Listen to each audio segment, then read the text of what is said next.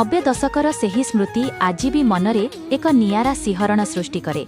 जेतेबेले फाल्गुन मसे साथिरे नहीं आसे सेही पुरुणा दिनर महक।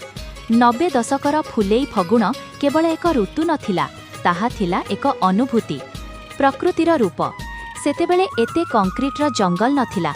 गाँ मुंड बड़ आंब तोटारे कोइलीर कुहुतान शुभुथिला।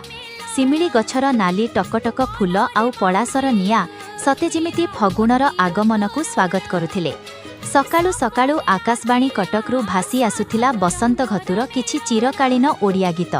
फगुण आसिछि नुआ करी किंबा एई झुमु प्रीतिर फगुण भली गीतरे सारा परिवेश रोमांचित होई उठुथिला। फगुणर खुणर सेतेबेले फेब्रुआरी मार्च मासर एबे भली एते प्रखर नथिला। मधुर मलय पवनरे देह शीतेई उठुथिला। स्कूलरू फेरिला बेले रास्ता कड़र महुल फुलर बास्ना आज भी मने पड़िले मन खुशी होई जाए। दोल पूर्णिमा ओ होली फगुणर शेष भागरे आसे दोल। गाँ दांडरे ठाकुरंक विमान बुलिबा, घरकु घर अबीर खेलिबा आउ सेही पारंपरिक पणार स्वाद एसबु 90 दशकर पिलामानंक पई सबुठु बड़ उत्सव थिला। सेही समयर जीवन शैली स्मार्टफोन नथिला, किंतु संपर्क गुड़िक बहुत निबिड़ थिला।